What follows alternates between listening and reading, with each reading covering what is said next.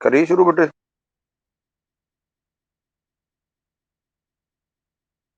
हाँ जी।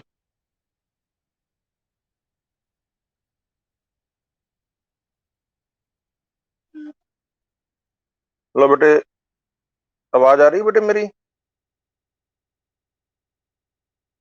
चलो बेटे, लास्ट टाइम ਜਿਹੜੀਆਂ ਅਸੀਂ ਡੈਫੀਨੇਸ਼ਨ ਕੀਤੀ ਸੀਗੀ ਐਕਸਲਰੇਸ਼ਨ ਦੀ, ਪਹਿਲਾਂ ਥੋੜਾ ਜਿਹਾ 1 ਮਿੰਟ ਦੇ ਵਿੱਚ ਇਹਨੂੰ ਰਿਵਾਈਜ਼ ਕਰ ਲਈਏ। ਐਕਸਲਰੇਸ਼ਨ ਆਪਣੇ ਕੋਲ ਕੀ ਸੀ ਬੇਟੇ? dv ਬਾਈ dt, ਇਹਦਾ ਮਤਲਬ rate of change of velocity. ਜਦੋਂ ਰੇਟ ਆ ਗਿਆ ਇਹਦਾ ਮਤਲਬ ਕੀ ਹੁੰਦਾ? ਵਿਦ ਰਿਸਪੈਕਟ ਟੂ ਟਾਈਮ ਹੈ। ਲਿਖਣਾ ਤਾਂ ਇੱਥੇ ਲਿਖ ਸਕਦੇ ਹਾਂ, ਠੀਕ ਹੈ। ਹੁਣ ਇਸੇ ਚੀਜ਼ ਨੂੰ ਆਪਾਂ ਨੂੰ ਪਤਾ ਹੈ ਵੀ ਵੈਲੋਸਿਟੀ ਕਿੰਦੇ ਬਰਾਬਰ ਹੁੰਦੀ ਹੈ ਬੇਟੇ? dx ਬਾਈ dt। ਆਪਾਂ ਜਨਰਲੀ ਇੰਸਟੈਂਟੇਨੀਅਸ ਵੈਲਿਊਜ਼ ਹੀ ਲਿਖਦੇ ਹਾਂ। ਵੇਖੋ ਮੈਂ ਆ ਡੈਰੀਵੇਟਿਵ ਵਾਲੀ ਵੈਲਿਊ ਲਿਖ ਰਿਹਾ। dx ਬਾਈ dt ਕੀ ਹੈ ਬੇਟੇ? Rate of change of displacement. ਹੁਣ ਜਿਵੇਂ ਆ v ਦੀ ਵੈਲਿਊ ਇੱਥੇ ਪੁੱਟ ਕਰਦੇ ਆ, a ਦੀ ਵੈਲਿਊ ਕੱਢ ਲਾ ਇਨ ਟਰਮਸ ਆਫ ਡਿਸਪਲੇਸਮੈਂਟ, ਤਾਂ ਇਹ ਬਣ ਜੂ ਬੇਟੇ d ਬਾਈ dt। ਤਾਂ ਪਹਿਲਾਂ ਹੈਗਾ ਹੀ ਹੈਗਾ ਸੀ, v ਦੀ ਥਾਂ ਤੇ ਆਪਾਂ ਕੀ ਭਰਤਾ? dx ਬਾਈ dt। ਇਹ ਆਪਣੇ ਕੋਲ ਬਣ ਗਿਆ। ਇਹਨੂੰ ਇਸ ਤਰ੍ਹਾਂ ਨਾਲ ਯਾਦ ਰੱਖਣਾ ਬੇਟੇ, d2x ਬਾਈ dt ਸਕੁਅਰ। ਸ਼ਬਦਾਂ ਦੇ ਵਿੱਚ ਆਪਾਂ ਇਨਵਰਸ ਲਿਖੀਏ, ਇਹਨੂੰ ਆਪਾਂ ਕਹਿੰਦੇ ਆ double derivative. Double derivative of x। x ਕੀ ਹੈ? Displacement with respect to time. Mathematical tools बेटे किते हुए है। मैथमेटिकल टूल्स ਉਹਦੇ ਵਿੱਚ ਦੋ ਟਰਮਸ ਆਉਂਦੀਆਂ ਬੇਟੇ ਆਪਣੇ ਕੋਲੇ, ਇੱਕ ਤਾਂ ਉਹਦਾ ਡੈਰੀਵੇਟਿਵ, ਇੱਕ ਆਉਂਦਾ ਇੰਟੀਗ੍ਰੇਸ਼ਨ। ਠੀਕ ਹੈ ਜੀ। ਡੈਰੀਵੇਟਿਵਸ ਦੇ ਆਪਦੇ ਫਾਰਮੂਲੇ ਹੁੰਦੇ ਆ, ਇੰਟੀਗ੍ਰੇਸ਼ਨ ਦੇ ਆਪਦੇ ਫਾਰਮੂਲੇ। ਦੋਵੇਂ ਇੱਕ ਦੂਸਰੇ ਦੇ ਕੀ ਹੈ? ਅਪੋਜ਼ਿਟ ਹੁੰਦੇ ਆ। ਜਿਵੇਂ ਜਿਵੇਂ ਜਿੱਥੇ ਕੋਈ ਟਰਮ ਯੂਜ਼ ਹੋਊਗੀ ਮੈਂ ਤੁਹਾਨੂੰ ਕਲੀਅਰ ਕਰਦੇ ਜਾਊਂਗਾ। In general what is the meaning of derivative? Derivative ਦਾ ਮਤਲਬ ਹੁੰਦਾ ਡਿਸਟ੍ਰੀਬਿਊਟ ਕਰਨਾ, ਖਿਲਾਰਨਾ। ਇੰਟੀਗ੍ਰੇਸ਼ਨ ਦਾ ਮਤਲਬ ਕੀ ਹੁੰਦਾ? ਇਕੱਠਾ ਕਰਨਾ, ਇੱਕ ਪੁਆਇੰਟ ਤੇ ਕੰਸੈਂਟਰੇਟ ਕਰਨਾ। ਠੀਕ ਹੈ ਜੀ। ਇਹਦਾ ਮਤਲਬ ਖਿਲਾਰ। ਜਿਹੜੀ ਚੀਜ਼ ਆਪਾਂ ਇੱਥੇ ਯਾਦ ਰੱਖਣੀ ਹੈ, ਇਹਦਾ ਮਤਲਬ ਐਕਸਲਰੇਸ਼ਨ ਨੂੰ ਆਪਾਂ ਡਿਸਪਲੇਸਮੈਂਟ ਦੀ ਫਾਰਮ ਚ ਲਿਖਣਾ ਹੋਵੇ ਤਾਂ ਡਬਲ ਡੈਰੀਵੇਟਿਵ ਹੋਏ। ਇੱਥੇ ਕੋਈ ਡਾਊਟ ਹੈ ਤਾਂ ਬੇਟੇ ਦੱਸੋ।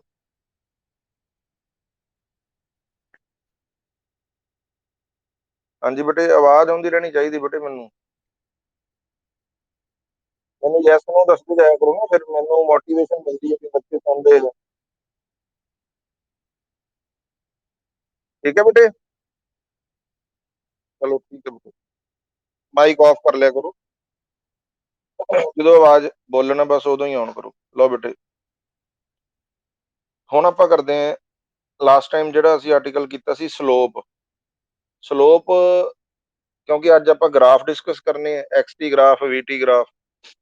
ਆਪਾਂ ਉਹਨਾਂ ਦੀ ਸਲੋਪ ਕੱਢਣੀ ਆ, ਆਪਾਂ ਐਂਗਲਸ ਕੱਢਨੇ ਆ। ਠੀਕ ਹੈ।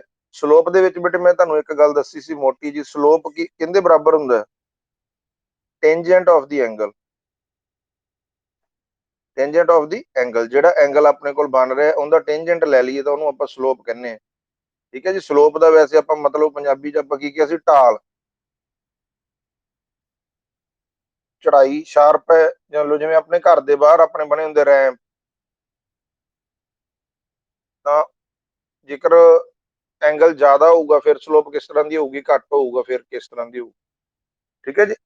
ਇਹਦਾ ਮਤਲਬ ਜੇਕਰ ਅਸੀਂ ਸਲੋਪ ਨੂੰ ਸਮਝਣਾ ਹੈ ਤਾਂ ਸਭ ਤੋਂ ਪਹਿਲਾਂ ਸਾਨੂੰ ਕਿਹਦੇ ਬਾਰੇ ਨੌਲੇਜ ਹੋਣੀ ਚਾਹੀਦੀ ਹੈ? ਟੈਂਜੈਂਟ ਦੇ ਬਿਹੇਵੀਅਰ ਬਾਰੇ। 10th ਕਲਾਸ ਦੇ ਵਿੱਚ ਟ੍ਰਿਗਨੋਮੈਟਰੀ ਕੀਤੀ ਨਾ ਬੇਟੇ? ਹਾਂਜੀ। ਟੈਂਜੈਂਟ ਕਿਹਦੇ ਬਰਾਬਰ ਹੁੰਦਾ ਬੇਟੇ? ਟੈਂਜੈਂਟ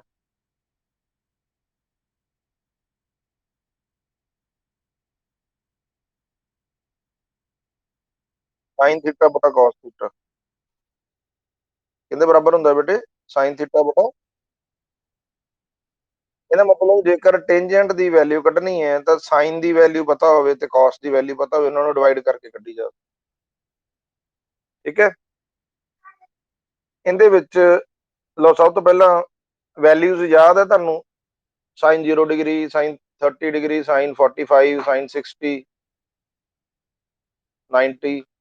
ਉਹਦੇ ਵਾਸਤੇ ਤੁਹਾਨੂੰ ਟ੍ਰਿਕ ਦੱਸ ਦਿੰਦਾ, ਧਿਆਨ ਨਾਲ ਇਹਨੂੰ ਨੋਟ ਕਰ ਲਿਓ। ਠੀਕ ਹੈ ਜੀ। ਵੈਸੇ ਤਾਂ ਜਿਵੇਂ ਜਿਵੇਂ ਯੂਜ਼ ਕਰਦੇ ਜਾਓਗੇ ਵੈਲਿਊਜ਼ ਯਾਦ ਹੁੰਦੀਆਂ ਜਾਣਗੀਆਂ। ਸਭ ਤੋਂ ਪਹਿਲਾਂ ਇੱਥੇ ਲਿਖ ਲਓ ਬੇਟੇ ਸਾਈਨ, ਇੱਧਰ ਲਿਖ ਲਓ ਕਾਸ, ਨੀਚੇ ਲਿਖ ਲਓ ਟੈਨ। ਧਿਆਨ ਨਾਲ ਨੋਟ ਕਰ ਲਿਓ, ਦੇਸੀ ਨੁਸਖਾ। ਦੇਖੋ ਸਭ ਤੋਂ ਪਹਿਲਾਂ ਕੀ ਕਰਨਾ ਹੈ, ਧਿਆਨ ਨਾਲ ਵੇਖੋ। ਪਹਿਲਾਂ ਸਭ ਤੋਂ ਪਹਿਲਾਂ ਲਿਖ ਲੈਣਾ, ਇੱਥੇ ਲਿਖ ਲੈਣਾ 0, ਅਖੀਰ ਤੇ ਜਾ ਕੇ ਲਿਖ ਲੈਣਾ 1। ਸਮਝ ਲੱਗੀ ਬੇਟੇ? ਸਾਈਨ ਵਾਲੇ ਦੇ ਸਾਹਮਣੇ ਸਭ ਤੋਂ ਪਹਿਲਾਂ ਕੀ ਲਿਖ ਲੈਣਾ 0, ਲਾਸਟ ਤੇ ਜਾ ਕੇ ਕੀ ਲਿਖ ਲੈਣਾ 1। ਵਿੱਚ ਇੱਕ ਸ਼ਬਦ ਲਿਖਣਾ 113, 1 1 3 ਬਟਾ 222, ਬਟਾ 222। ਕਲੀਅਰ ਹੋਇਆ ਕਿ ਨਹੀਂ ਹੋਇਆ ਬੇਟੇ? ਪਹਿਲਾਂ ਲਿਖ ਲੈਣਾ 0, ਫਿਰ ਲਿਖ ਲੈਣਾ 1, ਵਿੱਚ ਲਿਖ ਲੈਣਾ 113 ਬਟਾ 222। ਜਿਹੜਾ ਸੈਂਟਰ ਵਾਲਾ 2 ਹੈ ਇਹਦੇ ਤੇ ਸਕੁਅਰ ਰੂਟ ਦਾ ਨਿਸ਼ਾਨ ਲਾ ਦੇਣਾ ਤੇ ਨਾਲ ਵਾਲੇ 3 ਤੇ ਵੀ ਲਾ ਦੇਣਾ। ਦੱਸੋ ਬੇਟੇ ਪੁਆਇੰਟ ਕਲੀਅਰ ਹੋਇਆ ਕਿ ਨਹੀਂ ਹੋਇਆ? ਇਹ 0 ਡਿਗਰੀ 15 15 ਦਾ ਫਰਕ ਪਾਉਂਦੇ ਜਾਣਾ 30 ਡਿਗਰੀ ਤੋਂ ਬਾਅਦ। 0 ਡਿਗਰੀ, 30 ਡਿਗਰੀ, 45 ਡਿਗਰੀ, 60 ਡਿਗਰੀ ਤੇ 90 ਡਿਗਰੀ। ਇਹ ਜਿਹੜੀਆਂ ਵੈਲਿਊਜ਼ ਹੈ, ਸਾਈਨ 0 ਦੀ ਵੈਲਿਊ 0, ਸਾਈਨ 30 ਦੀ ਵੈਲਿਊ 1/2, ਸਾਈਨ 45 ਦੀ ਵੈਲਿਊ 1/√2, ਸਾਈਨ 60 ਦੀ ਵੈਲਿਊ √3/2, ਸਾਈਨ 90 ਦੀ ਵੈਲਿਊ 1। ਕਹਿੰਦਾ ਮਤਲਬ ਜਦੋਂ ਪੇਪਰ ਸ਼ੁਰੂ ਹੋਣਾ, ਪੇਪਰ ਦੀ ਬੈਕ ਸਾਈਡ ਤੇ ਆਪਣੇ ਆ ਫਾਰਮੂਲੇ ਨਾਲ ਤੁਸੀਂ 1 ਮਿੰਟ ਦੇ ਵਿੱਚ ਜਿਹੜਾ ਸਾਰਾ ਟੇਬਲ ਬਣਾ ਲੈਣਾ। ਪਹਿਲਾਂ ਲਿਖਣਾ 0, ਫਿਰ ਲਾਸਟ ਤੇ ਕੀ ਲਿਖਣਾ 1, ਵਿੱਚ ਲਿਖਣਾ 113 ਬਟਾ 222 ਅੰਡੂਡ ਅੰਡੂਡ। ਹੁਣ ਇਹਨਾਂ ਨੂੰ ਉਲਟਾ ਦੇਣਾ। ਆਹ ਵੈਲਿਊ ਨੂੰ ਸਾਰਿਆਂ ਤੋਂ ਪਹਿਲਾਂ ਲਿਖ ਲੈਣਾ, ਆਹ ਵੈਲਿਊ ਨੂੰ ਉਸ ਤੋਂ ਬਾਅਦ, ਫਿਰ ਆਹ ਵਾਲੀ ਵੈਲਿਊ ਆ ਗਈ, ਫਿਰ 1/2 ਤੇ ਲਾਸਟ ਤੇ 0। ਇਹ ਕਾਸਟ ਦੀਆਂ ਵੈਲਿਊਜ਼ ਹੋ ਗਈਆਂ। ਕਲੀਅਰ ਹੈ ਬੇਟੇ? ਟੈਂਜੈਂਟ ਦੇਖੋ ਕੀ ਹੁੰਦਾ ਬੇਟੇ? ਟੈਂਜੈਂਟ ਹੁੰਦਾ ਜਦੋਂ ਦੋਵਾਂ ਨੂੰ ਆਪਾਂ ਡਿਵਾਈਡ ਕਰ ਦਿੰਦੇ ਹਾਂ। ਹੁਣ ਆਪਣੇ ਕੋਲੇ ਸਾਈਨ 0 ਦੀ ਵੈਲਿਊ 0 ਹੈ, ਕਾਸ 0 ਦੀ ਵੈਲਿਊ 1 ਹੈ, ਤਾਂ ਟੈਂਜੈਂਟ ਦੀ ਵੈਲਿਊ ਕਿੰਨੀ ਆਏਗੀ ਬੇਟੇ? 0। ਯਾਦ ਰੱਖਣਾ ਇਹ ਬਣ ਜਾਊਗਾ 0/1। ਜਦੋਂ ਨਿਊਮੀਨੇਟਰ ਦੇ ਵਿੱਚ 0 ਹੋਵੇ, ਥੱਲੇ ਡਿਨੋਮੀਨੇਟਰ ਦੇ ਵਿੱਚ ਕੋਈ ਮਰਜ਼ੀ ਟਰਮ ਹੋਵੇ, ਰਿਜ਼ਲਟ ਉਹਦਾ 0 ਹੀ ਆਵੇਗਾ। ਕਲੀਅਰ ਹੈ ਬੇਟੇ? ਟੈਂਜੈਂਟ 30 ਦੀ ਵੈਲਿਊ ਦੱਸੋ ਕਿੰਨੀ ਆਏਗੀ? 1/√3। ਡਿਵਾਈਡ ਕਰੋ ਨਾ, ਡਿਵਾਈਡ ਕਰੋ। ਦੇਖੋ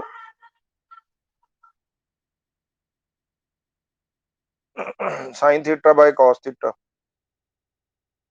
ਸਾਈਨ ਥੀਟਾ ਬਾਈ ਕਾਸ ਥੀਟਾ। ਇਹ ਬੇਟੇ ਜ਼ਰੂਰੀ ਹੈ।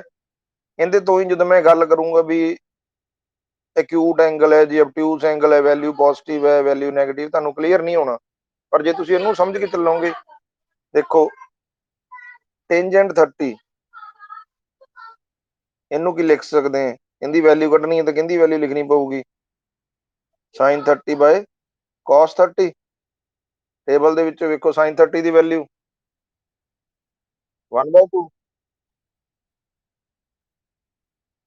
ਕਾਸ 30 ਦੀ ਵੈਲਿਊ √3/2। ਯਾਦ ਰੱਖਣਾ ਬਟੇ ਦਾ ਬਟਾ ਉੱਪਰ ਚਲਾ ਜਾਂਦਾ ਹੁੰਦਾ। ਠੀਕ ਹੈ ਜੀ। ਇਹ ਆਪਣੇ ਕੋਲੇ ਕੀ ਹੈ, ਉੱਪਰ ਚਲਾ ਜਾਏਗਾ ਤਾਂ ਆਪਣੇ ਕੋਲ ਵੈਲਿਊ ਕੀ ਬਣ ਗਈ? 2/2 ਇੰਟੂ √3। 2 ਨਾਲ 2 ਕੀ ਹੋ ਗਿਆ? ਕੈਂਸਲ। ਵੈਲਿਊ ਕੀ ਹੋਗੀ? 1/√3। ਸਿੱਧਾ ਵੇਖੋ ਬੇਟੇ, ਇਹਦਾ ਡਿਨੋਮੀਨੇਟਰ ਦੇ ਇਹਦਾ ਡਿਨੋਮੀਨੇਟਰ ਕੈਂਸਲ ਹੋ ਜਾਏਗਾ, ਕਿਉਂਕਿ ਬਟਿਆਂ 'ਚ ਕਰਾਂਗੇ ਇੱਕ ਉੱਪਰ ਚਲਾ ਜਾਊ, ਇੱਕ ਨੀਚੇ ਚਲਾ ਜਾਊ। ਜਿਹੜਾ ਨਿਊਮੀਨੇਟਰ 'ਚ ਰੱਖਣਾ 1 ਉੱਪਰ ਰਹਿ ਜਾਊਗਾ, √3 ਥੱਲੇ ਰਹਿ ਜਾਊਗਾ। ਆਹ ਪੁਆਇੰਟ ਦੱਸੋ ਕਲੀਅਰ ਹੋਇਆ ਕਿ ਨਹੀਂ ਹੋਇਆ? 45 ਦੀ ਵੈਲਿਊ ਦੱਸੋ ਕਿੰਨੀ ਆਈ? √2 ਨਾਲ √2 ਕੱਟਿਆ ਗਿਆ 1। ਸਮਝ ਲੱਗੀ ਕਿ ਨਹੀਂ? ਜਿਹੜੀ ਚੀਜ਼ ਡਿਨੋਮੀਨੇਟਰ 'ਚ ਜੇ ਉਹ ਸੇਮ ਆ ਉਹ ਕੱਟੀ ਜਾਣੀ ਹੈ। ਜਿਵੇਂ ਇੱਥੇ 2 ਨਾਲ 2 ਕੱਟਿਆ ਗਿਆ ਸੀਗਾ, ਸਾਈਨ ਵਾਲੀ ਵੈਲਿਊ ਉੱਪਰ ਰਹਿ ਜਾਣੀ, cos ਵਾਲੀ ਨੀਚੇ। ਡਿਵਾਈਡ ਕਰਕੇ ਦੇਖ ਲਿਓ, ਪਤਾ ਲੱਗ ਜੂਗਾ। ਸਿਮਿਲਰਲੀ ਇੱਥੇ ਦੇਖੋ 2 ਨਾਲ 2 ਕੱਟਿਆ ਜਾਣਾ, ਇੱਥੇ ਵੈਲਿਊ ਆ ਜਾਣੀ √3। ਆਹ ਵੈਲਿਊ ਦੱਸੋ ਬੇਟੇ ਕਿੰਨੀ ਆਊਗੀ? sin 90 ਦੀ ਵੈਲਿਊ ਇਨਫਿਨਿਟੀ ਦਾ ਮਤਲਬ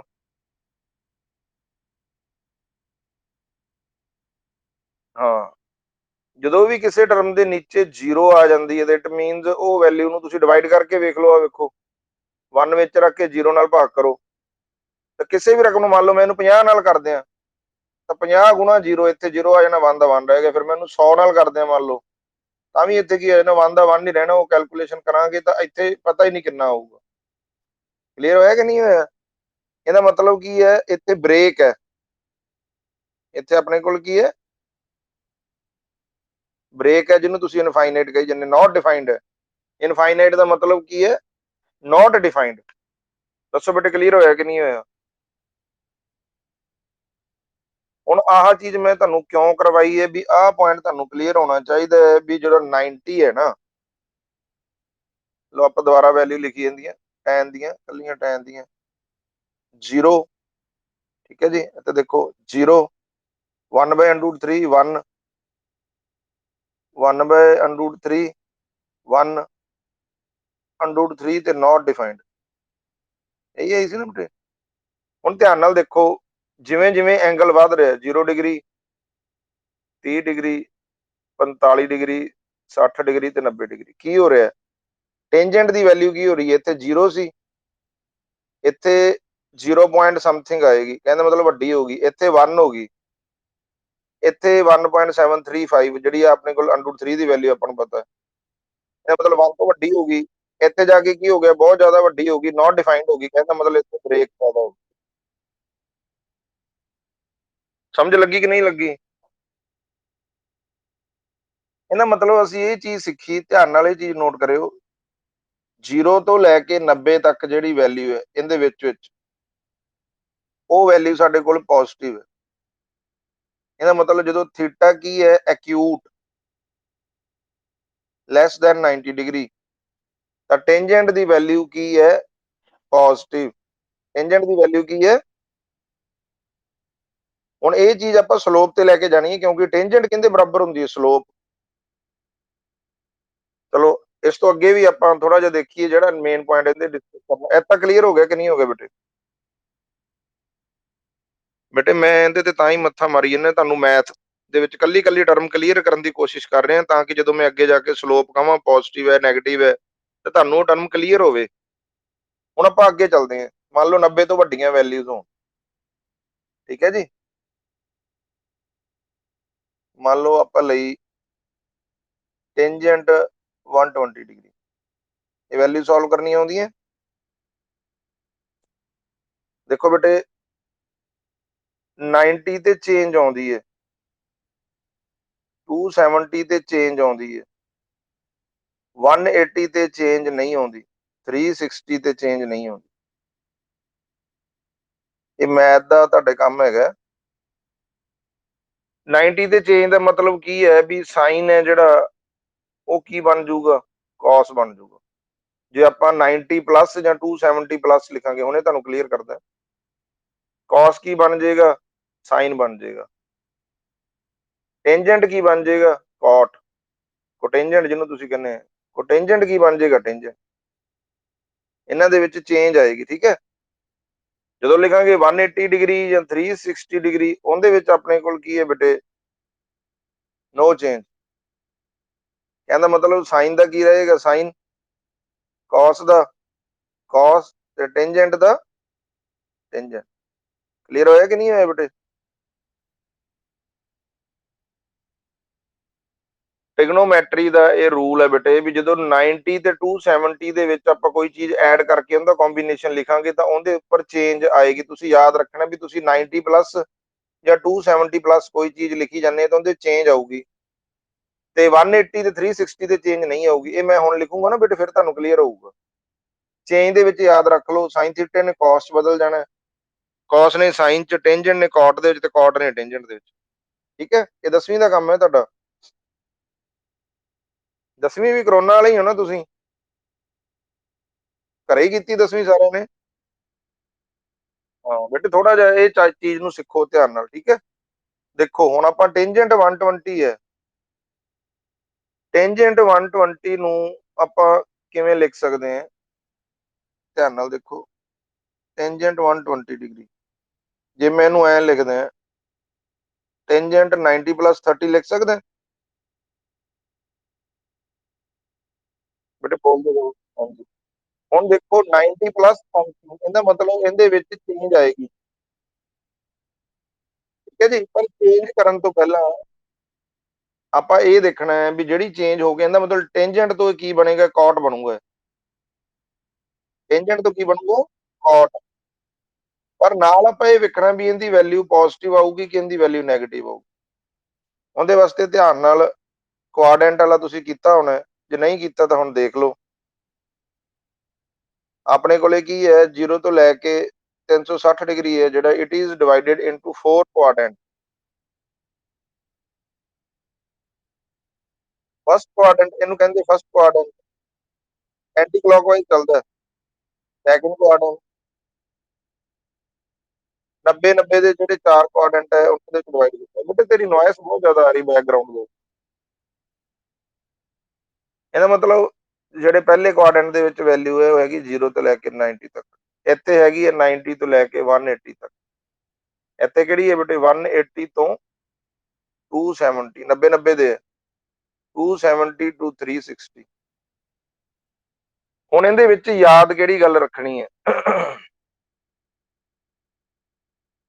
ਇਹ ਯਾਦ ਕਰਾਇਆ ਹੋਇਆ ਬੇਟੇ, ਜੇ ਨਹੀਂ ਯਾਦ ਤਾਂ ਇਹਦੇ 'ਚ ਇੱਕ ਦੇਸੀ ਨੁਸਖਾ, ਟ੍ਰਿਕ ਕਹਿੰਦੇ ਜਿਹਨੂੰ ਇੰਗਲਿਸ਼ ਦੇ ਵਿੱਚ ਕਹਿੰਦੇ ਟ੍ਰਿਕ, ਉਹ ਜਿਹੜੀ ਆਪਾਂ ਯਾਦ ਰੱਖਣੀ ਹੈ ਉਹ ਆਪਣੇ ਕੋਲ ਕੀ ਹੈ? ਸਕੂਲ ਤੋਂ ਬਾਅਦ ਤੁਸੀਂ ਕਿੱਥੇ ਜਾਓਗੇ? ਐਡਮਿਸ਼ਨ ਕਿੱਥੇ ਹੁੰਦੀ ਸਕੂਲ ਤੋਂ ਬਾਅਦ? ਬਸ ਆਹੀ ਫਾਰਮੂਲਾ। ਪਹਿਲੇ ਦੇ ਵਿੱਚ ਆਪਣੇ ਕੋਲ ਕੀ ਹੈ? ਆਲ ਪੋਜ਼ਿਟਿਵ। ਪਹਿਲੇ ਦੇ ਵਿੱਚ ਕੀ ਹੈ? ਆਲ ਪੋਜ਼ਿਟਿਵ। ਉਸ ਤੋਂ ਬਾਅਦ ਅਸੀਂ ਜਾਂਦੇ ਸਕੂਲ ਟੂ ਕਾਲਜ।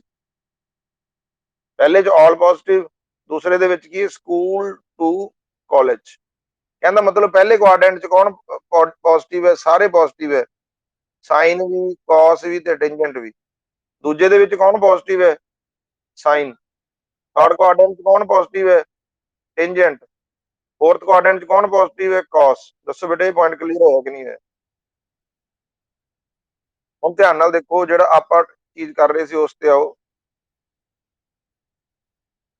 ਆਪਾਂ ਕੀ ਕਰ ਰਹੇ ਸੀ ਬੇਟੇ? ਟੈਂਜੈਂਟ 90 ਪਲੱਸ 30, 90 ਪਲੱਸ ਕੀਤਾ ਤਾਂ ਕਿਹੜੇ ਕੁਆਡਰੈਂਟ 'ਚ ਆ ਗਿਆ? ਸੈਕਿੰਡ ਕੁਆਡਰੈਂਟ 'ਚ। ਸੈਕਿੰਡ 'ਚ ਕੌਣ ਪੋਜ਼ਿਟਿਵ ਹੈ? ਬਟ ਆਪਣਾ ਕੀ ਹੈ ਇਹ? tan ਦੀ ਵੈਲਿਊ ਕੀ ਆਊਗੀ ਫਿਰ? ਨੈਗੇਟਿਵ, ਕਿਉਂਕਿ ਕੱਲਾ ਆਪਣੇ ਕੋਲ ਕੌਣ ਪੋਜ਼ਿਟਿਵ ਹੈ? ਸਾਈਨ ਪੋਜ਼ਿਟਿਵ ਹੈ, ਇਹਦਾ ਮਤਲਬ ਇੱਥੇ ਅੱਗੇ ਆ ਜਾਊਗਾ ਨੈਗੇਟਿਵ। 90 ਤੇ ਚੇਂਜ ਆਏਗੀ, ਟੈਂਜੈਂਟ ਦਾ ਕੀ ਬਣ ਜਾਏਗਾ? cot 30 degree. ਦੱਸੋ ਬੇਟੇ ਪੁਆਇੰਟ ਕਲੀਅਰ ਹੋਇਆ ਕਿ ਨਹੀਂ ਹੋਇਆ? ਇਹਦਾ ਮਤਲਬ ਟੈਂਜੈਂਟ 120 ਡਿਗਰੀ ਦੀ ਵੈਲਿਊ ਕਿੰਦੇ ਬਰਾਬਰ ਹੈ? ਕੋਟੈਂਜੈਂਟ 30 ਡਿਗਰੀ ਦੇ ਬਰਾਬਰ ਹੈ। ਤੇ ਕੋਟੈਂਜੈਂਟ ਹੁੰਦਾ ਟੈਂਜੈਂਟ ਦਾ ਰੈਸੀਪ੍ਰੋਕਲ, 1/tan ਹੈ ਜਿਹੜਾ cot ਹੁੰਦਾ। ਇਹਦਾ ਮਤਲਬ ਜੇ ਅਸੀਂ tan ਦੀ 30 ਦੀ ਵੈਲਿਊ ਵੇਖ ਕੇ ਉਹ ਪੁੱਟ ਕਰਕੇ ਉਹਦਾ ਰੈਸੀਪ੍ਰੋਕਲ ਲੈ ਲਈਏ, ਦੇਖੋ ਟੈਂਜੈਂਟ ਦੀ ਵੈਲਿਊ ਆਪਣੇ ਕੋਲ ਕਿੰਨੀ ਹੈ?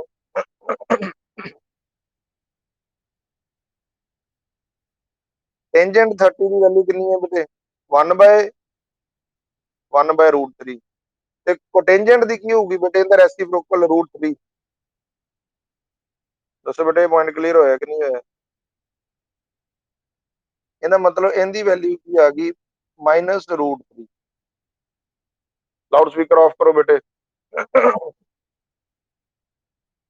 ਤਾਂ ਇਹ ਵੈਲਿਊ ਕਿੰਨੀ ਆ ਗਈ? -1.735 ਆਈ ਹੁੰਦੀ ਹੈ ਨਾ √3 ਦੀ ਵੈਲਿਊ। ਹੁਣ ਜਿਹੜਾ ਪੁਆਇੰਟ ਨੋਟ ਕਰਨ ਵਾਲਾ, ਦੇਖੋ ਵੈਲਿਊ ਕੀ ਹੋ ਗਈ ਹੈ? ਨੈਗੇਟਿਵ। ਜਿਹੜਾ ਇੰਨਾ ਪੰਗਾ ਕੀਤਾ ਸਮਝਾਉਣ ਪਿੱਛੇ, ਉਹ ਸਿਰਫ ਇਹੀ ਸਮਝਾਉਣ ਪਿੱਛੇ ਵੀ ਜਦੋਂ ਐਂਗਲ ਆਬਟਿਊਸ ਹੋ ਜਾਊਗਾ ਤਾਂ ਵੈਲਿਊਜ਼ ਕੀ ਹੋ ਜਾਣਗੀਆਂ? ਨੈਗੇਟਿਵ। ਠੀਕ ਹੈ, ਜਿਵੇਂ ਮੰਨ ਲਓ ਹੁਣ ਆਪਾਂ ਵੈਲਿਊ ਕੱਢੀਏ ਟੈਂਜੈਂਟ 135 ਡਿਗਰੀ, ਆਪਾਂ ਇਹਨੂੰ ਕੀ ਲਿਖ ਸਕਦੇ ਹਾਂ? ਟੈਂਜੈਂਟ, ਹਾਂਜੀ, 90 प्लस 45, टेंजेंट ਤੇ ਚੇਂਜ ਆਏਗੀ 90 ਹੈ ਤਾਂ cot ਬਣੇਗਾ, ਪਰ टेंजेंट ਕਿਹੜੇ ਕੁਆਡਰੈਂਟ ਚ ਬਣੇ, ਸੈਕੰਡ ਕੁਆਡਰੈਂਟ ਚ, ਸੈਕੰਡ ਚ ਕੌਣ ਪੋਜ਼ਿਟਿਵ ਹੈ, ਸਾਈਨ ਵੈਲਿਊ ਦੀ ਨੈਗੇਟਿਵ cot 45, ਵੈਲਿਊ ਕਿੰਨੀ ਹੋ ਗਈ ਹੈ -1, ਕਿਉਂਕਿ टेंजेंट 45 1 ਦੇ ਬਰਾਬਰ ਹੁੰਦਾ ਤੇ 1/1 ਵੀ ਕੀ ਹੋਊਗਾ, 1 ਹੀ ਹੋਊਗਾ। ਦੱਸੋ ਬੇਟੇ, ਪੁਆਇੰਟ ਕਲੀਅਰ ਹੋਇਆ ਕਿ ਨਹੀਂ ਹੋਇਆ? ਠੀਕ ਹੈ, ਉਵੇਂ ਹੀ ਮੰਨ ਲਓ ਆਪਾਂ ਵੈਲਿਊ ਲਈਏ टेंजेंट 270 ਦੇ ਵੀ ਚੇਂਜ ਹੁੰਦੀ, ਮੰਨ ਲਓ 180 ਵਾਲੀ ਮੈਂ ਤੁਹਾਨੂੰ ਕੋਈ ਵੈਲਿਊ ਆਪਾਂ ਬਣਾ ਲਈਏ 240 ਡਿਗਰੀ। ਬੇਟੇ ਲਾਊਡ ਸਪੀਕਰ ਆਫ ਕਰ ਦਿਓ ਪਲੀਜ਼। टेंजेंट 180 प्लस 60 ਲਿਖ ਸਕਦੇ ਹਾਂ ਬੇਟੇ ਇਹਨੂੰ। ਹੁਣ 180 ਦੇ ਉੱਪਰ ਚੇਂਜ ਨਹੀਂ ਆਉਂਦੀ, ਇਹਦਾ ਮਤਲਬ टेंजेंट ਦਾ टेंजेंट ਹੀ ਰਹੇਗਾ, ਬਟ ਅੱਗੇ ਸਾਈਨ ਵੇਖਣਾ। 180 ਪਲੱਸ ਕੀਤਾ ਤਾਂ ਕਿਹੜਾ ਕੁਆਡਰੈਂਟ ਬਣ ਗਿਆ ਬੇਟੇ? ਥਰਡ ਚ ਕੌਣ ਪੋਜ਼ਿਟਿਵ ਹੈ? ਠੀਕ ਹੈ, ਇਹ ਵੈਲਿਊ ਦੇ ਅਕੋਰਡਿੰਗਲੀ ਅਸੀਂ ਕੈਲਕੂਲੇਟ ਕਰਦੇ ਜਾਣਾ। ਉਹਦੇ ਅਕੋਰਡਿੰਗਲੀ 60 ਦੀ ਵੈਲਿਊ ਵੇਖ ਲੈਣੀ ਹੈ ਤੇ ਆਪਣੇ ਕੋਲ ਵੈਲਿਊਜ਼ ਆਉਂਦੀਆਂ ਜਾਣੀਆਂ। ਠੀਕ ਹੈ, ਜਿਹੜਾ ਮੇਨ ਚੀਜ਼ ਅਸੀਂ ਨੋਟ ਕਰਨੀ ਹੈ ਵੀ ਜਦੋਂ ਐਂਗਲ ਅਕਿਊਟ ਹੈ, ਲੈਸ ਦੈਨ 90 ਡਿਗਰੀ ਹੈ, ਤਾਂ ਵੈਲਿਊ ਸਾਡੇ ਕੋਲ tan ਦੀ ਪੋਜ਼ਿਟਿਵ ਆ ਰਹੀ ਸੀ। ਜਦੋਂ ਆਪਾਂ ਗ੍ਰੇਟਰ ਦੈਨ 90 ਡਿਗਰੀ ਜਾਂਦੇ ਹਾਂ ਤਾਂ ਵੈਲਿਊਜ਼ ਨੈਗੇਟਿਵ ਹੋਣੀਆਂ ਸ਼ੁਰੂ ਹੋ ਜਾਂਦੀਆਂ, ਫਿਰ ਪੋਜ਼ਿਟਿਵ, ਫਿਰ ਨੈਗੇਟਿਵ, ਫਿਰ ਪੋਜ਼ਿਟਿਵ, ਫਿਰ ਨੈਗੇਟਿਵ, ਇਸ ਤਰ੍ਹਾਂ ਨਾਲ ਜਾਂਦੀ। ਠੀਕ ਹੈ, ਇਹਦਾ ਮਤਲਬ ਜਿਹੜਾ ਪੁਆਇੰਟ ਅਸੀਂ ਨੋਟ ਕਰਨਾ ਵੀ ਥੀਟਾ ਜਦੋਂ ਲੈਸ ਦੈਨ 90 ਡਿਗਰੀ ਹੈ, ਜਿਹਨੂੰ ਅਸੀਂ ਕਹਿੰਦੇ ਐਕਿਊਟ। ਠੀਕ ਹੈ ਜੀ, ਤਾਂ टेंजेंट ਦੀਆਂ ਵੈਲਿਊਜ਼ ਆਪਣੇ ਕੋਲ ਕੀ ਆਈਆਂ ਸੀਗੀਆਂ, ਪੋਜ਼ਿਟਿਵ ਆਈਆਂ ਸੀ। ਜਦੋਂ ਥੀਟਾ ਗ੍ਰੇਟਰ ਦੈਨ 90 ਡਿਗਰੀ ਹੈ, ਜਿਹਨੂੰ ਆਪਾਂ ਕਹਿੰਦੇ ਆਬਟਿਊਜ਼, ਤਾਂ ਵੈਲਿਊਜ਼ ਨੈਗੇਟਿਵ ਹੋਈਆਂ ਸੀ, ਫਿਰ ਉਸ ਤੋਂ ਬਾਅਦ ਫਿਰ ਪੋਜ਼ਿਟਿਵ ਹੋ ਜਾਣਗੇ, ਫਿਰ ਨੈਗੇਟਿਵ, ਫਿਰ ਪੋਜ਼ਿਟਿਵ, ਇਸ ਤਰ੍ਹਾਂ ਨਾਲ ਚੱਲਦਾ ਜਾਊਗਾ।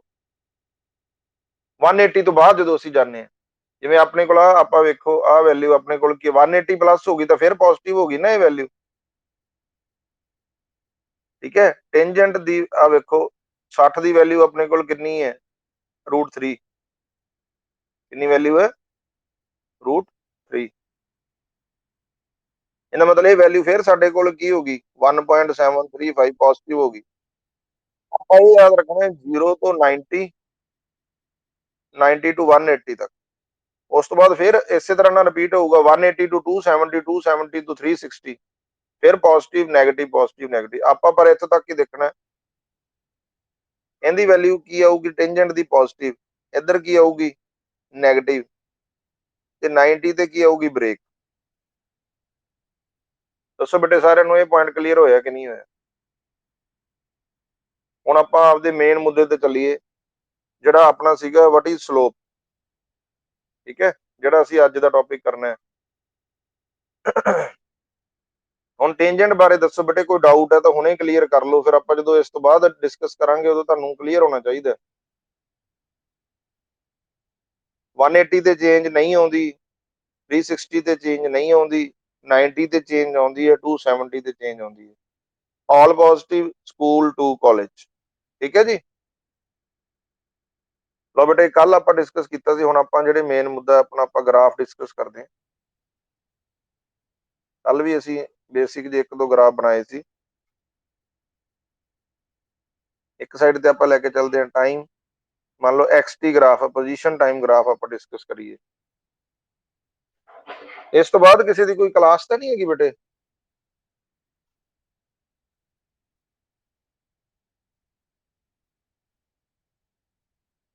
ਠੀਕ ਹੈ, ਕਿਉਂਕਿ ਇਹਦੇ ਤੇ ਥੋੜਾ ਜਿਹਾ ਟਾਈਮ ਜ਼ਿਆਦਾ ਲੱਗ ਜੂਗਾ, ਫਿਰ ਉਸ ਹਿਸਾਬ ਨਾਲ, ਨਹੀਂ ਤਾਂ ਫਿਰ ਮੈਂ ਕੱਲ ਤੇ ਲੈ ਕੇ ਜਾਵਾਂ ਇਹਨੂੰ, ਕਿਉਂਕਿ ਆਪਣੇ 10 ਮਿੰਟ ਰਹਿ ਗਏ, 8:50 ਤੇ ਆਪਾਂ ਖਤਮ ਕਰ ਦਿੰਦੇ, 8:40 ਹੋ ਗਏ। ਚਲੋ 10 ਮਿੰਟ ਚ ਜਿੰਨਾ ਡਿਸਕਸ ਹੁੰਦਾ ਠੀਕ ਹੈ, ਨਹੀਂ ਤਾਂ ਫਿਰ ਕੱਲ ਤੇ ਲੈ ਕੇ ਜਾਵਾਂਗੇ, ਕੋਈ ਗੱਲ ਨਹੀਂ। ਟਾਈਮ ਜ਼ਿਆਦਾ ਲੱਗ ਜੇ ਕੋਈ ਚੱਕਰ ਨਹੀਂ, ਪਰ ਕਲੀਅਰ ਹੋਣਾ ਚਾਹੀਦਾ। ਕੱਲ ਨੂੰ ਆ ਸਾਰੇ ਕਨਸੈਪਟ ਕਲੀਅਰ ਕਰਕੇ ਆਇਓ। ਠੀਕ ਹੈ, ਹੁਣ ਆਪਾਂ ਥੋੜਾ ਜਿਹਾ ਜਿਹੜਾ ਟਾਈਮ ਆਪਣੇ ਕੋਲ ਹੈਗਾ ਉਹਦੇ ਬਾਰੇ ਆਪਾਂ ਡਿਸਕਸ ਕਰੀਏ। ਚਲੋ ਪਹਿਲਾਂ ਮੇਨ ਜਿਹੜੇ ਡਿਸਕਸ ਕਰ ਲਏ ਉਹਨੂੰ ਛੱਡ ਕੇ ਆਪਾਂ ਨਾ ਮੇਨ, ਮੰਨ ਲਓ ਗ੍ਰਾਫ ਇਸ ਤਰ੍ਹਾਂ ਦਾ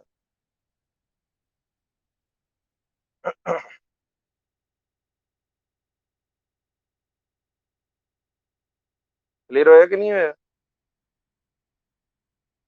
ਗ੍ਰਾਫ ਇਸ ਤਰ੍ਹਾਂ ਦਾ, ਤਾਂ how we will calculate the slope. ਮੰਨ ਲਓ ਮੈਂ ਇਸ ਪੁਆਇੰਟ ਤੇ ਸਲੋਪ ਕੈਲਕੂਲੇਟ ਕਰਨਾ ਚਾਹੁੰਦਾ, ਇਸ ਪੁਆਇੰਟ ਤੇ ਸਲੋਪ ਕੈਲਕੂਲੇਟ ਕਰਨਾ ਚਾਹੁੰਦਾ, ਤਾਂ ਅਸੀਂ ਉਸ ਪੁਆਇੰਟ ਤੇ ਕੀ ਕਰਦੇ ਹਾਂ ਪੁੱਤਰ? टेंजेंट ਡਰਾ ਕਰਦੇ ਹਾਂ। ਕੀ ਡਰਾ ਕਰਦੇ ਹਾਂ? ਟੈਂਜੈਂਟ, ਧਿਆਨ ਨਾਲ ਸਮਝਿਓ। ਇਹਦਾ ਮਤਲਬ ਇਸ ਪੁਆਇੰਟ ਦੇ ਉੱਪਰ ਜੇ ਮੈਂ ਟੈਂਜੈਂਟ ਡਰਾ ਕਰਾਂ ਤਾਂ ਮੇਰੀ ਆਹ ਟੈਂਜੈਂਟ ਬਣ ਜਾਏਗੀ ਏ ਪੁਆਇੰਟ ਦੇ ਉੱਪਰ, ਠੀਕ ਹੈ ਜੀ। ਤੇ ਜੇ ਮੈਂ ਬੀ ਪੁਆਇੰਟ ਦੇ ਉੱਪਰ ਟੈਂਜੈਂਟ ਡਰਾ ਕਰਦਾ, ਹਾਂ ਨੀਚੇ ਬਣਾ ਲਈ ਇੱਕ ਵਾਰੀ, ਆ ਬਣੇਗੀ ਬੇਟੇ ਟੈਂਜੈਂਟ। ਕਲੀਅਰ ਹੋਇਆ ਕਿ ਨਹੀਂ ਹੋਇਆ? ਹੁਣ ਇਹਦਾ ਮਤਲਬ ਪਹਿਲੇ ਦੇ ਵਿੱਚ ਜਦੋਂ ਅਸੀਂ ਟੈਂਜੈਂਟ ਡਰਾ ਕਰਦੇ ਹਾਂ ਤਾਂ ਅਸੀਂ ਜਿਹੜੀ ਆਪਣੇ ਕੋਲੇ ਹੌਰੀਜੈਂਟਲ ਐਕਸਿਸ ਹੈ ਇਹਦੇ ਨਾਲ ਐਂਗਲ ਬਣਾਉਣੇ ਵੀ ਕਿੰਨਾ ਬਣਦਾ। ਇੱਥੇ ਐਂਗਲ ਕੀ ਬਣ ਰਿਹਾ? ਥੀਟਾ। ਇੱਥੇ ਵੀ ਐਂਗਲ ਕੀ ਬਣ ਰਿਹਾ? ਥੀਟਾ। ਮੰਨ ਲਓ ਇਹਨੂੰ ਕਹਿ ਦਈਏ ਥੀਟਾ 1 ਹੈ, ਇਹਨੂੰ ਕਹਿ ਦਈਏ ਥੀਟਾ 2। ਕਿਹੜਾ ਐਂਗਲ ਵੱਡਾ ਹੈ ਬੇਟੇ? ਥੀਟਾ 1 ਕਿ ਥੀਟਾ 2? ਧਿਆਨ ਨਾਲ ਦੇਖੋ। ਹਾਂ ਥੀਟਾ 2। ਧਿਆਨ ਨਾਲ ਦੇਖੋ ਬੇਟੇ, ਆਹ ਐਂਗਲ ਛੋਟਾ ਹੈ, ਆਹ ਐਂਗਲ ਵੱਡਾ ਹੈ। ਹੋਰ ਇਧਰਲੀ ਸਾਈਡ ਤੇ ਐਕਸ ਐਕਸਿਸ ਵੱਲ ਜਾਈ ਜਾਊਗਾ ਤਾਂ 90 ਨਾ ਹੋ ਜਾਊਗਾ। ਆ ਮੰਨ ਲਓ ਟੈਂਜੈਂਟ ਸਿੱਧੀ ਡਰਾ ਕੀਤੀ ਹੈ ਤਾਂ 90 ਹੋ ਗਿਆ।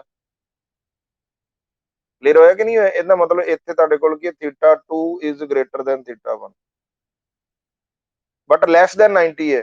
ਬਟ ਇਹ ਐਂਗਲ ਕੀ ਹੈ? ਐਕਿਊਟ ਹੈ। ਇਹਦਾ ਮਤਲਬ ਸਲੋਪ ਇੱਥੇ ਕੀ ਹੋਊਗੀ ਬੇਟੇ ਫਿਰ? ਪੋਜ਼ਿਟਿਵ। ਸ਼ਾਬਾਸ਼। ਸਲੋਪ ਹੁੰਦੀ ਹੈ ਟੈਂਜੈਂਟ ਥੀਟੇ ਦੇ ਬਰਾਬਰ। ਇਹਦਾ ਮਤਲਬ ਇੱਥੇ ਵੈਲਿਊ ਕੀ ਆਏਗੀ ਸਲੋਪ ਦੀ? ਪੋਜ਼ਿਟਿਵ ਆਊਗੀ, ਠੀਕ ਹੈ। ਬਟ ਜਿਵੇਂ ਜਿਵੇਂ ਐਂਗਲ ਵੱਧ ਰਿਹਾ ਉਵੇਂ ਉਵੇਂ ਸਲੋਪ ਵੀ ਆਪਣੇ ਕੋਲ ਕੀ ਹੋ ਰਹੀ ਹੈ? ਇਨਕਰੀਜ਼ ਹੋ ਰਹੀ ਹੈ, ਕਿਉਂਕਿ 0 ਤੋਂ 90 ਦੇ ਵਿੱਚ ਵੈਲਿਊ ਕੀ ਹੋਣੀ ਹੈ? ਮੈਕਸਿਮਮ ਪੋਜ਼ਿਟਿਵ ਜਾਣੀ ਹੈ, ਉਸ ਤੋਂ ਬਾਅਦ 180 ਤੱਕ ਨੈਗੇਟਿਵ ਹੋਣੀ ਹੈ। ਕਲੀਅਰ ਹੋਇਆ ਕਿ ਨਹੀਂ ਹੋਇਆ ਬੇਟੇ? ਬਟ ਸਲੋਪ ਸਾਡੇ ਕੋਲ ਦੱਸਦਾ ਕੀ ਹੈ ਐਕਸ ਟੀ ਗ੍ਰਾਫ ਦੇ ਵਿੱਚ? ਉਹ ਸਾਨੂੰ ਦੱਸਦਾ ਹੈ ਵੈਲੋਸਿਟੀ। ਦੇਖੋ ਮੈਂ ਸਿੰਗਲ ਤੁਹਾਨੂੰ ਕੈਲਕੂਲੇਟ ਕਰਕੇ ਦਿਖਾਉਣਾ। ਆਹ ਪੁਆਇੰਟ ਕਲੀਅਰ ਹੈ ਸਾਰਿਆਂ ਨੂੰ? ਧਿਆਨ ਨਾਲ ਸਮਝਦੇ ਜਾਓ ਬੇਟੇ, ਈਜ਼ੀ ਹੈ ਬਹੁਤ, ਬਸ ਥੋੜੀ ਜਿਹੀ ਕੰਸੈਂਟ੍ਰੇਸ਼ਨ ਚਾਹੀਦੀ ਹੈ। ਬੁੱਕ ਬੱਕ ਚ ਕੁਝ ਨਹੀਂ ਲੱਭਣਾ ਹੈ।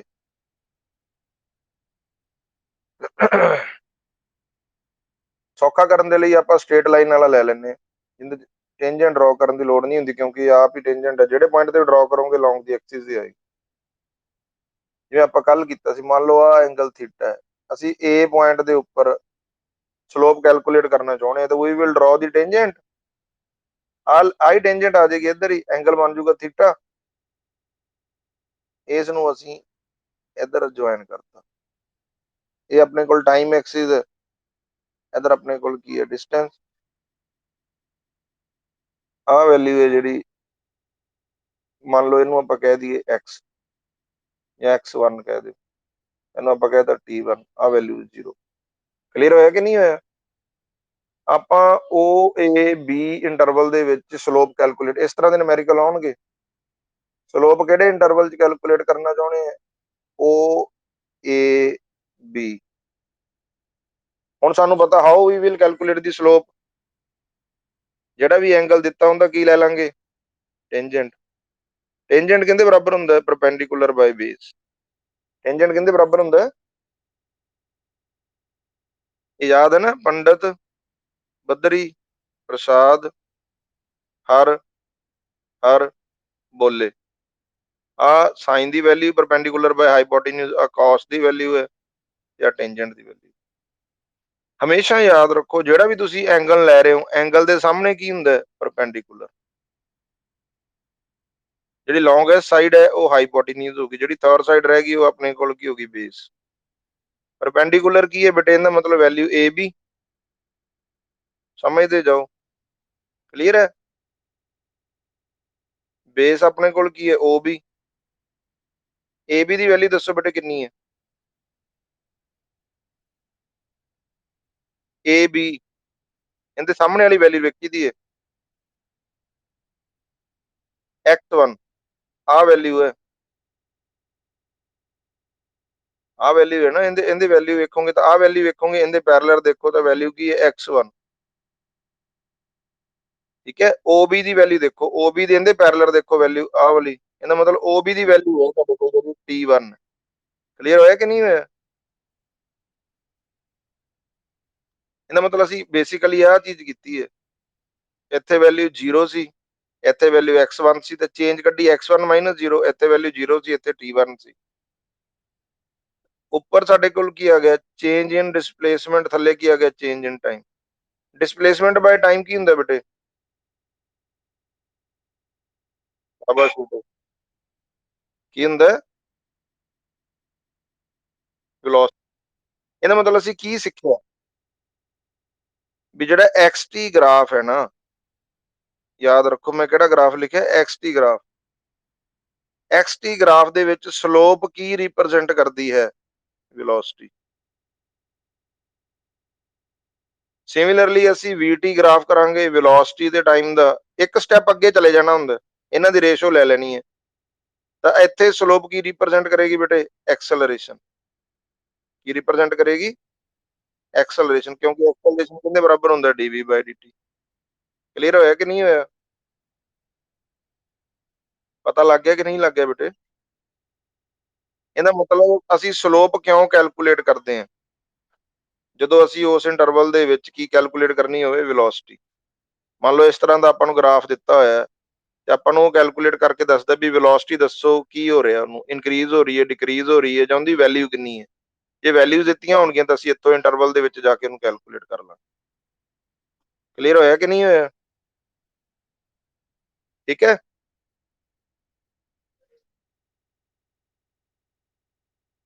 ਹਾਂ, ਸਲੋਪ ਰਿਪਰੈਜ਼ੈਂਟ ਕਰਦਾ ਇੱਕ ਸਟੈਪ ਉੱਪਰ, ਜੇ xt ਗ੍ਰਾਫ ਹੈ ਤਾਂ x ਤੇ t ਦੀ ਰੇਸ਼ੋ ਕੱਢੀਏ ਤਾਂ ਵੈਲੋਸਿਟੀ 'ਚ ਚਲਾ ਜਾਂਦਾ। ਜੇ vt ਗ੍ਰਾਫ ਹੈ ਤਾਂ ਵੈਲੋਸਿਟੀ ਤੇ ਟਾਈਮ ਦੀ ਰੇਸ਼ੋ ਆਪਾਂ ਕੱਢਦੇ ਹਾਂ ਤਾਂ ਐਕਸਲਰੇਸ਼ਨ ਦੱਸਦਾ ਸਾਡੇ ਕੋਲ। ਠੀਕ ਹੈ, ਥੋੜਾ ਆਪਾਂ ਕੱਲ ਡਿਸਕਸ ਕਰਾਂਗੇ, ਮੈਂ ਬਸ ਇਹਨੂੰ ਸਮ ਅਪ ਕਰਦਾ। ਦੇਖੋ ਆਪਾਂ ਮੰਨ ਲਓ ਹੁਣੇ ਜਿਹੜੇ ਆਪਾਂ ਇੱਕ ਗ੍ਰਾਫ ਬਣਾ ਰਹੇ ਸੀ, ਆਪਾਂ ਉਹ ਗ੍ਰਾਫ ਬਣਾਈਏ, ਉਹਦੀ ਵੈਲਿਊ ਦੇਖੀ ਕੀ ਆਏਗੀ। ਮੰਨ ਲਓ xt ਗ੍ਰਾਫ ਹੈ ਸਾਡੇ ਕੋਲ, ਇਹ t ਹੈ, ਇਹ x ਹੈ। ਜਿਹੜਾ ਅਸੀਂ ਇਹ ਵੈਲਿਊ ਬਣਾਈ ਸੀਗੀ, ਅਸੀਂ ਆਹ ਵੈਲਿਊ ਮੰਨ ਲਓ this is the graph. A point ਦੇ ਉੱਪਰ ਅਸੀਂ ਉਹਦੀ ਸਲੋਪ ਵੇਖੀ, ਫਿਰ ਅਸੀਂ B ਪੁਆਇੰਟ ਦੇ ਉੱਪਰ ਉਹਦੀ ਸਲੋਪ ਵੇਖੀ। ਸਲੋਪ ਕੀ ਹੁੰਦਾ, tangent drown at that point. Slope ਆਪਣੇ ਕੋਲ ਕੀ ਹੈ, ਠੀਕ ਹੈ ਜੀ, ਟੈਂਜੈਂਟ ਡਰਾਉਨ, ਐਂਗਲ ਕੈਲਕੂਲੇਟ ਕਰਨਾ ਆਪਾਂ। A ਪੁਆਇੰਟ ਤੇ ਜਦੋਂ ਅਸੀਂ ਟੈਂਜੈਂਟ ਡਰਾ ਕੀਤੀ ਤਾਂ ਆਪਣੇ ਕੋਲ ਇਸ ਤਰ੍ਹਾਂ ਨਾਲ ਬਣੇਗੀ। ਠੀਕ ਹੈ, ਤੇ ਜਦੋਂ ਅਸੀਂ B ਪੁਆਇੰਟ ਤੇ ਟੈਂਜੈਂਟ ਡਰਾ ਕਰਾਂਗੇ ਤਾਂ ਉਹ ਸਾਡੇ ਕੋਲ ਕੀ ਬਣੇਗੀ, ਇਸ ਤਰ੍ਹਾਂ ਨਾਲ। ਦੱਸੋ ਬੇਟੇ, ਇੱਥੇ ਤੱਕ ਕੋਈ ਡਾਊਟ ਹੈ ਤਾਂ? ਇੱਥੇ ਐਂਗਲ ਕਿੰਨਾ ਬਣ ਗਿਆ, ਮੰਨ ਲਓ ਮੈਂ ਇਹਨੂੰ ਕਹਿੰਦਾ θ1, ਇੱਥੇ ਐਂਗਲ ਕੀ ਬਣ ਗਿਆ, θ2। ਇਹਦਾ ਮਤਲਬ θ2 ਇਜ਼ ਗ੍ਰੇਟਰ ਦੈਨ θ1। ਸਮਝ ਲੱਗੀ ਕਿ ਨਹੀਂ ਲੱਗੀ? ਬਟ ਐਂਗਲ ਕੀ ਹੈ, ਐਕਿਊਟ, ਮਤਲਬ ਲੈਸ ਦੈਨ 90 ਡਿਗਰੀ ਹੈ। ਟੈਂਜੈਂਟ ਪੋਜ਼ਿਟਿਵ ਹੋਊਗਾ, ਉਹਦੀ ਵੈਲਿਊ ਵੀ ਵਧੂਗੀ ਐਂਗਲ ਦੇ ਨਾਲ। ਪਹਿਲੇ ਚ 0 ਆਈ ਸੀ, ਫਿਰ √3 ਆਈ ਸੀ, ਇਸ ਤਰ੍ਹਾਂ ਨਾਲ ਆਪਾਂ ਕੈਲਕੂਲੇਟ। ਠੀਕ ਹੈ, 1 0 ਆਈ ਸੀ, 1/√3 ਆਈ ਸੀ, ਫਿਰ 1 ਆਈ ਸੀਗੀ। ਠੀਕ ਹੈ, ਫਿਰ √3 1.735 ਆਈ ਸੀ, ਐਂਡ ਤੇ ਬ੍ਰੇਕ ਆ ਗਈ। ਇੱਥੇ ਧਿਆਨ ਨਾਲ ਹੁਣ ਜਿਹੜੀ ਗੱਲ ਸਮਝਣ ਵਾਲੀ ਹੈ, ਇਹਦਾ ਮਤਲਬ ਜਦੋਂ ਥੀਟਾ ਸਾਡੇ ਕੋਲ ਕੀ ਹੋਵੇ, ਐਕਿਊਟ, ਤੇ ਥੀਟਾ ਕੀ ਕਰੇ, ਇਨਕਰੀਜ਼ ਕਰੇ, ਤਾਂ ਵੈਲੋਸਿਟੀ ਵੀ ਕੀ ਕਰਦੀ, ਇਨਕਰੀਜ਼। ਕਿਉਂਕਿ ਸਲੋਪ ਅਸੀਂ ਕੈਲਕੂਲੇਟ ਕਰਨੀ ਹੈ ਤੇ ਸਲੋਪ ਕੀ ਰਿਪਰੈਜ਼ੈਂਟ ਕਰਦੀ ਹੈ, ਵੈਲੋਸਿਟੀ। ਸਲੋਪ ਕੀ ਰਿਪਰੈਜ਼ੈਂਟ ਕਰਦੀ ਹੈ, ਵੈਲੋਸਿਟੀ। ਦੱਸੋ ਬੇਟਾ, ਇਹ ਪੁਆਇੰਟ ਕਲੀਅਰ ਹੋਇਆ ਕਿ ਨਹੀਂ ਹੋਇਆ? ਐਂਗਲ ਹੋਵੇ ਐਕਿਊਟ ਤੇ ਐਂਗਲ ਇਨਕਰੀਜ਼ ਕਰੇ, ਇਹਦਾ ਮਤਲਬ ਵੈਲੋਸਿਟੀ A ਪੁਆਇੰਟ ਤੇ ਜ਼ਿਆਦਾ ਹੈ ਕਿ B ਪੁਆਇੰਟ ਤੇ ਜ਼ਿਆਦਾ ਹੈ? B ਪੁਆਇੰਟ ਤੇ, ਕਿਉਂਕਿ ਉੱਥੇ ਸਲੋਪ ਵੱਧ ਗਈ। ਪਹਿਲੇ ਕੇਸ ਦੇ ਵਿੱਚ ਵੇਖੋ, ਆਹ ਸਲੋਪ ਹੈ, ਢਾਲ ਹੈ, ਇੱਥੇ ਵੇਖੋ ਢਾਲ ਕਿੰਨੀ ਜ਼ਿਆਦਾ ਖੜੀ ਹੋਈ ਹੈ। ਜਿਵੇਂ ਜਿਵੇਂ ਸਲੋਪ ਵਧਣੀ ਹੈ, ਉਵੇਂ ਉਵੇਂ ਵੈਲੋਸਿਟੀ ਵਧਣੀ ਹੈ। ਕਿਹੜਾ ਗ੍ਰਾਫ ਹੈ, xt ਗ੍ਰਾਫ ਹੈ। ਬਟ ਅਸੀਂ ਗੱਲ ਕਿੰਦੀ ਕਰ ਰਹੇ ਹਾਂ, ਜਦੋਂ ਐਂਗਲ ਕੀ ਹੈ, ਐਕਿਊਟ ਹੈ, ਤਾਂ ਟੈਂਜੈਂਟ ਦੀ ਵੈਲਿਊ ਪੋਜ਼ਿਟਿਵ ਆਏਗੀ, ਕਿਉਂਕਿ ਟੈਂਜੈਂਟ ਦੱਸਦਾ ਸਲੋਪ। ਬਟ ਸਲੋਪ ਨੂੰ ਜਦੋਂ ਅਸੀਂ ਕੈਲਕੂਲੇਟ ਕੀਤਾ ਤਾਂ ਉਹ ਵੈਲੋਸਿਟੀ ਨੂੰ ਦੱਸਦੀ ਹੈ xt ਗ੍ਰਾਫ ਦੇ ਵਿੱਚ। ਇਹਦਾ ਮਤਲਬ ਗ੍ਰਾਫ ਵੇਖ ਕੇ ਅਸੀਂ ਇਹ ਗੱਲ ਦੱਸ ਸਕਦੇ ਹਾਂ ਵੀ ਵੈਲੋਸਿਟੀ ਵੱਧ ਰਹੀ ਹੈ। ਇਹਦਾ ਮਤਲਬ ਇੱਥੇ ਵੈਲੋਸਿਟੀ ਮੰਨ ਲਓ v1 ਸੀ, ਇੱਥੇ ਵੈਲੋਸਿਟੀ v2 ਸੀ, ਤਾਂ ਵੈਲੋਸਿਟੀ ਦੇ ਵਿੱਚ ਕੀ ਆ ਰਹੀ ਹੈ, ਚੇਂਜ ਆ ਰਹੀ ਹੈ ਕਿ ਨਹੀਂ ਆ ਰਹੀ? ਕਿੰਨੀ ਚੇਂਜ ਆ ਰਹੀ ਹੈ, v2 ਮਾਈਨਸ v1। ਆਹ ਚੀਜ਼ ਕੀ ਬਣੀ ਬੇਟੇ? Change in velocity by change in time, acceleration. ਸਮਝ ਲੱਗੀ ਕਿ ਨਹੀਂ ਬੇਟੇ? ਇਹਦਾ ਮਤਲਬ ਜੇ A ਤੋਂ B ਵੱਲ ਜਾਂਦੇ ਵੈਲੋਸਿਟੀ ਵਧੀ ਹੈ ਤਾਂ ਐਕਸਲਰੇਸ਼ਨ ਵੀ ਕੀ ਹੋਊਗੀ, ਵਧੂਗੀ। ਆਹ ਪੁਆਇੰਟ ਯਾਦ ਰੱਖਣਾ। ਐਂਗਲ ਅਕਿਊਟ ਹੈ, ਥੀਟਾ ਇਨਕਰੀਜ਼ ਕਰੇਗਾ ਤਾਂ ਵੈਲੋਸਿਟੀ ਵੀ ਇਨਕਰੀਜ਼ ਕਰੇਗੀ, ਜੇ ਵੈਲੋਸਿਟੀ ਇਨਕਰੀਜ਼ ਕਰੇਗੀ ਤਾਂ ਐਕਸਲਰੇਸ਼ਨ ਵੀ ਕੀ ਕਰੇਗੀ, ਇਨਕਰੀਜ਼ ਕਰੇਗੀ। ਠੀਕ ਹੈ, ਅੱਜ ਇੰਨਾ ਰਿਵਾਈਜ਼ ਕਰ ਲਓ, ਫਿਰ ਅਸੀਂ ਗ੍ਰਾਫ ਹੈ ਜਿਹੜੇ ਉਹਦੇ ਤੇ ਇੱਕ ਦਿਨ ਹੋਰ ਲਾਵਾਂਗੇ, ਕੋਈ ਗੱਲ ਨਹੀਂ, ਇੰਪੋਰਟੈਂਟ ਟੌਪਿਕ ਹੈ। ਪਰ ਜਿਹੜੇ ਮੈਂ ਅੱਜ ਟੌਪਿਕ ਕਰਵਾਏ ਆ ਬੇਟੇ, ਇਹਨੂੰ ਧਿਆਨ ਨਾਲ ਘਰ ਜਾ ਕੇ, ਘਰੇ ਹੀ ਹੋ, ਮੈਂ ਕਲਾਸ ਦੇ ਹਿਸਾਬ ਨਾਲ ਕਹਿ ਬੈਠਦਾ, ਚੰਗੀ ਤਰ੍ਹਾਂ ਰਿਵਾਈਜ਼ ਕਰ ਲਓ। ਠੀਕ ਹੈ ਜੀ, ਕੋਈ ਵੀ ਡਾਊਟ ਨਹੀਂ ਹੋਣਾ ਚਾਹੀਦਾ, ਫੇਰ ਹੀ ਸਮਝ ਲੱਗਣਗੇ। ਬੁੱਕ ਦੇ ਵਿੱਚ ਇਹ ਕਨਸੈਪਟ ਤੁਹਾਨੂੰ ਇਸ ਤਰ੍ਹਾਂ ਨਾਲ ਦੱਸੇ ਹੋਏ ਨਹੀਂ ਮਿਲਣਗੇ, ਜਿਵੇਂ ਮੈਂ ਤੁਹਾਨੂੰ ਦੱਸੀ ਜਾਂਦਾ ਐਕਸਪਲੇਨ ਕਰਕੇ, ਵੀ ਪਹਿਲਾਂ ਟੈਂਜੈਂਟ ਐਕਸਪਲੇਨ ਕੀਤਾ, ਫਿਰ ਵੈਲਿਊਜ਼ ਕੱਢੀਆਂ, ਮੈਂ ਤੁਹਾਨੂੰ ਸਮਝਾਉਣ ਵਾਸਤੇ ਸਿਰਫ, ਤਾਂ ਹੀ ਅੱਜ ਦਾ ਸਮਾਂ ਆਪਾਂ ਜ਼ਿਆਦਾ ਮੈਥਮੈਟੀਕਲ ਲਾਤਾ। ਦੂਸਰਾ ਕੰਮ ਜਿਹੜਾ ਤੁਸੀਂ ਕਰਨਾ ਹੈ, ਘਰੇ ਜਾ ਕੇ, ਫਿਰ ਤੁਸੀਂ ਕਹਿ ਦਿੰਦਾ ਮੈਂ ਘਰੇ ਹੀ ਹੋ, ਮੈਥਮੈਟੀਕਲ ਟੂਲ ਦਿੱਤੇ ਹੋਏ ਹੈ ਆਪਣੀ ਬੁੱਕ ਦੇ ਵਿੱਚ, ਜੇ ਬੁੱਕ ਨਹੀਂ ਹੈਗੀ ਤਾਂ ਨੈਟ ਤੋਂ ਡਾਊਨਲੋਡ ਕਰ ਲਿਓ, ਮੈਥਮੈਟੀਕਲ ਟੂਲਸ ਫॉर ਫਿਜ਼ਿਕਸ +1, ਜਾਂ ਮੈਂ ਸੈਂਡ ਕਰ ਦੂੰਗਾ ਸਕਰੀਨਸ਼ਾਟ, ਉਹਨੂੰ ਦੇਖ ਲੈਣਾ, ਡੈਰੀਵੇਟਿਵ ਕੀ ਹੈ, ਇੰਟੀਗ੍ਰੇਸ਼ਨ ਕੀ ਹੈ, ਉਹਨਾਂ ਦੇ ਫਾਰਮੂਲੇ ਕੀ ਹੈ। ਠੀਕ ਹੈ ਬੇਟੇ, ਚਲੋ ਠੀਕ ਹੈ ਬੇਟੇ, ਅੱਜ ਇੰਨਾ ਹੀ ਕਰਾਂਗੇ। Thanks and have a nice